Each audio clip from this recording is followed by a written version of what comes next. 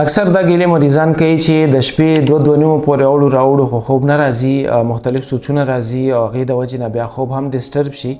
نو دا غواړو چې په وخت باندې وده کیږو او کله چې وده شو نو هغه خوب باندې موږ بالکل ماړه شو او سهار راته دا نه فیل کیږي چې ما آرام نه دی کړی. اکثر خلک خوب هم کوي خو سهار چې راوچت شي نو هغې ته دا نه فیل کیږي چې ما خوب کړی دی او هغه سټیمنا یې پوره شوې وي.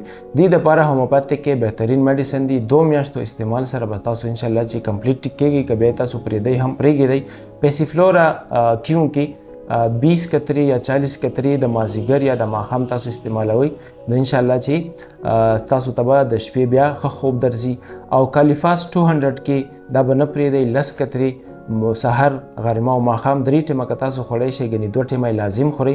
نو دې سره به دا وشي چې هر قسمه ټیبلټ تاسو د خوب خورئ او 2 میاشتې تاسو دا جاري وساتئ نو انشاءالله چې ستاسو به عادت کیږئ هم نه. بېشکه بیا تاسو پرېږدئ او ستاسو خوب ذهني چې کوم تکاوټ دی هغه به هم لرې کیږي او ستاسو سټیمنا به هم جوړیږي.